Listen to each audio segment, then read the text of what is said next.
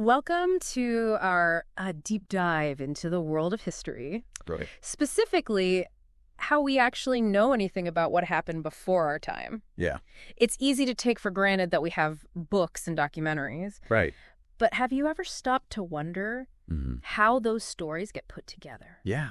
That's what we're exploring today. Right. And it's a lot more complex than just memorizing names and dates. Absolutely. It's like being a detective. Oh, yeah. Piecing together clues from the past. What's fascinating is that history isn't just about facts. Okay. It's about interpretation. Okay. Think of it as a giant jigsaw puzzle with some pieces missing, others faded, Yeah. and maybe even a few from a different puzzle mixed in. Right. Historians are the ones trying to assemble that puzzle, I see. and their tools are the sources they find. Okay, that analogy makes sense. Sure. Well, what kinds of sources are we talking about? I'm guessing it's not just history textbooks. You're absolutely right. Yeah. It goes way beyond textbooks. Oh. Historians work with a huge variety of sources, broadly categorized as written and non-written. Right. Imagine reading a personal diary from a medieval peasant Wow. or a king's decree outlining new laws. Okay. Those are written sources, Yeah. direct glimpses into the past. Wow, to actually hold a document from hundreds of years ago, That's that would be incredible. It would. But what about non-written sources? Yeah. What do those look like? Non-written sources are like hidden treasures, Okay. waiting to be unearthed. Mm. Think about the stories held within ancient pottery shards Okay. or the secrets whispered in long-forgotten folk songs.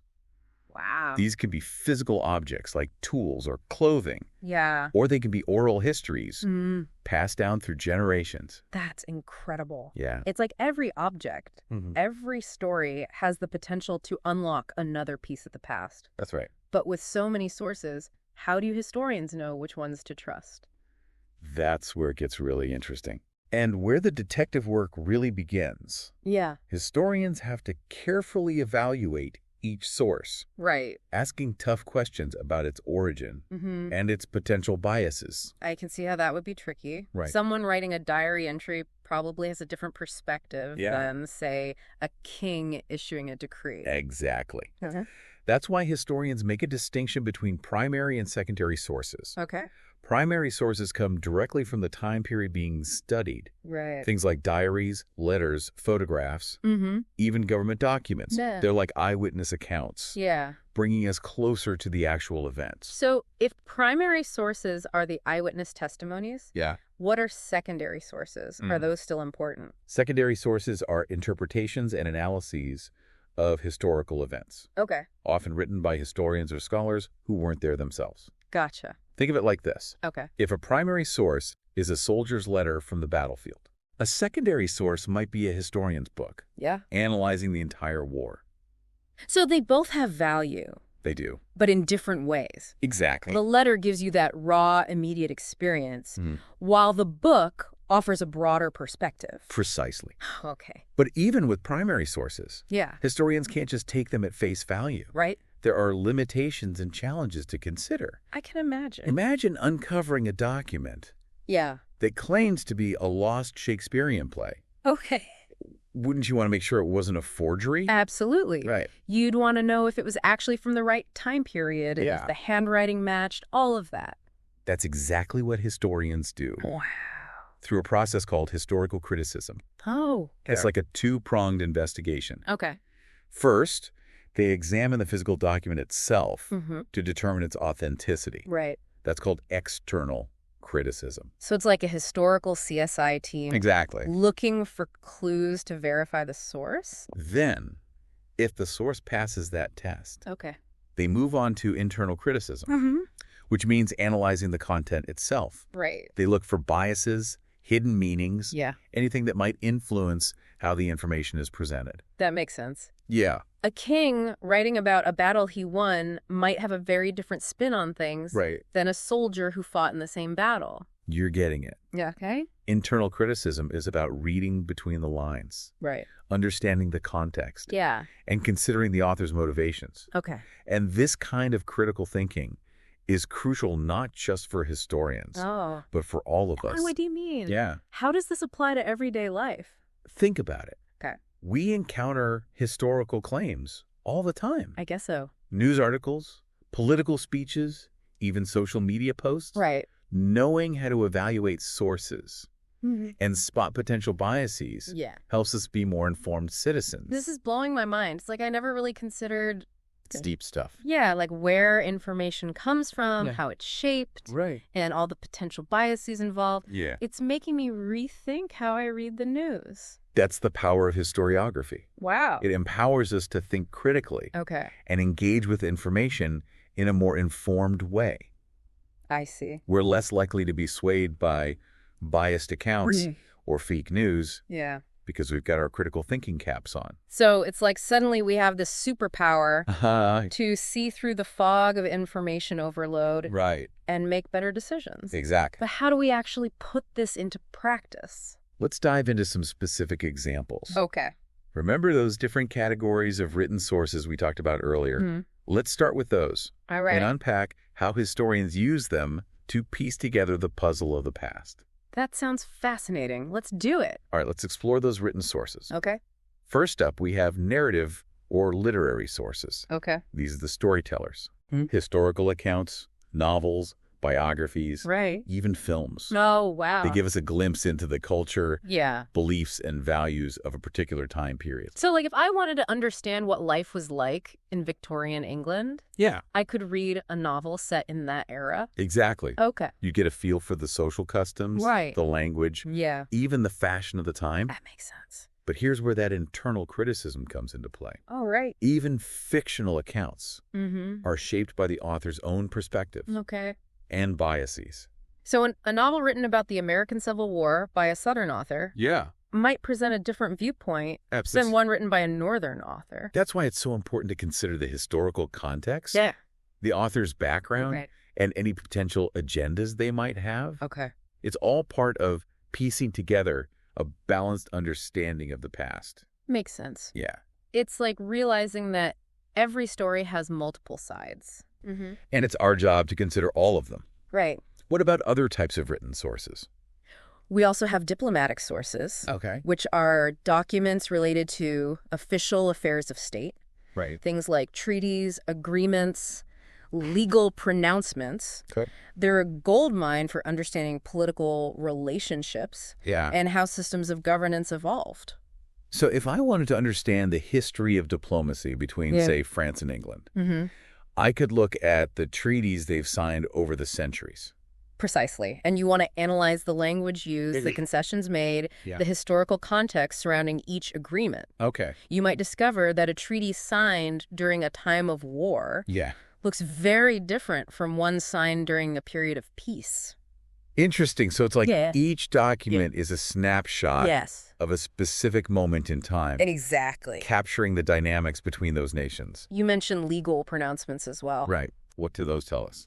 Well, I would think Yeah. that legal pronouncements, like laws or decrees, can be incredibly revealing. They are. They show us how societies functioned, Right. what values they prioritize, and how they dealt with issues like crime, property, and social order. Exactly. So by examining a law from ancient Rome, we could learn about their legal system Yeah. and what they considered just or unjust. And by comparing laws from different time periods, Oh, okay. we can trace how societies changed Right. and evolved their ideas about justice, Yeah. fairness, and governance. Wow. It's fascinating to see those shifts in perspective over time. Yeah, absolutely. We've talked about stories, Yeah. official documents, and laws. Right. What other written sources are there? What else? Now we get to the voices of everyday people. Okay. Social documents. These are things like personal letters, diaries, journals, first-hand accounts that offer a glimpse into the lives of ordinary people, Yeah. their struggles, triumphs, Right. and how they experienced historical events. You know, that's what I find so captivating about history. Yeah. The human stories behind the big events.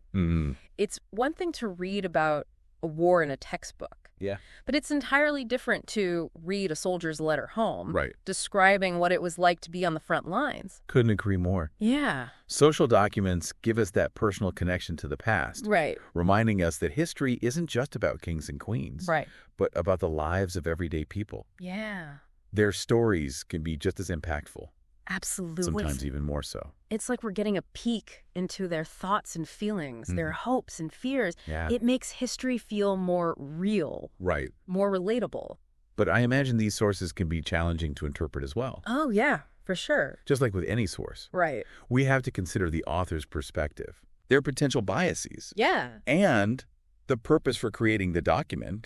A diary entry might express very personal opinions that aren't necessarily representative of a wider population. Okay, so it's all about context. It is. And critical thinking. Yeah. Understanding that every source has its limitations. Right. But also recognizing the value it can offer. Absolutely. This deep dive has been so insightful. Do I'm seeing history in a whole new light. That's what we're hoping for. Yeah. But we've only scratched the surface. Oh. Remember those non-written sources? Yeah.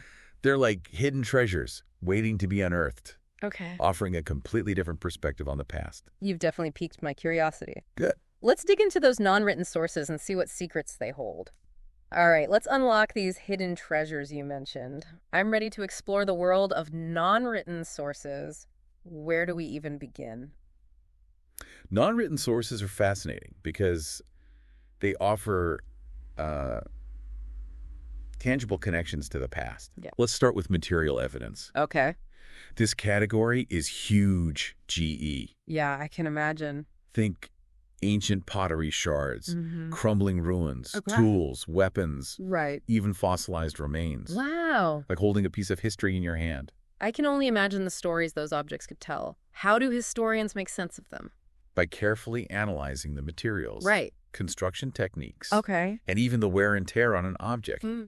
Archaeologists can reconstruct ancient technologies, Okay. social practices, and even belief systems. Oh, that's amazing. For example, imagine uncovering an ancient tomb Okay. filled with elaborate burial goods.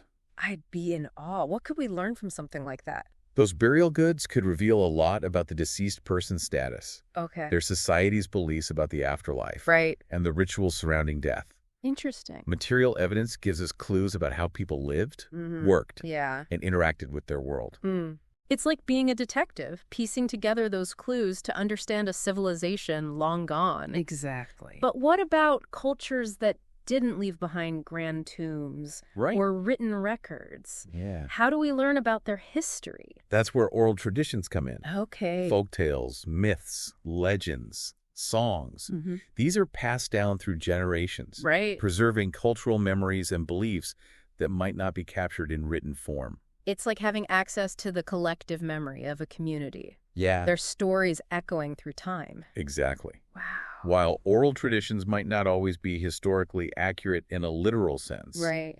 they offer invaluable insights into a culture's values, Okay. beliefs, fears, and aspirations. That's really interesting. For example, the stories and songs of indigenous cultures often contain information about their history, their relationship with the land, Right. and their spiritual beliefs. It's incredible how these stories have survived for centuries, It is. sometimes even millennia. We've covered physical objects and oral histories. Right.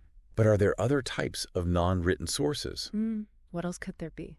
We can't forget visual media, Oh, right. paintings, sculptures, photographs, films. Okay. They provide a visual record of the past, capturing moments in time and giving us glimpses into artistic styles, Right. social customs, Yeah. and even political ideologies. A picture is worth 1,000 words, as they say. Imagine the impact of a photograph capturing the horrors of war, Right. the joy of a victory celebration, or the everyday lives of people from different cultures and time periods. Yeah, that would be amazing to see. Visual media can be powerful tools for understanding the past. This has been such a fascinating journey. It's Yeah. like I'm starting to see history not as a collection of dusty facts and dates, but as a vibrant tapestry woven together from all these different sources. And that's exactly what it is. Yeah. A rich and complex tapestry Yeah. with every piece of evidence, written or non-written. Our understanding of the past becomes more complete and more nuanced. It's incredible to think how much we can learn if we just open ourselves up to these diverse sources. It really is. But I have to admit,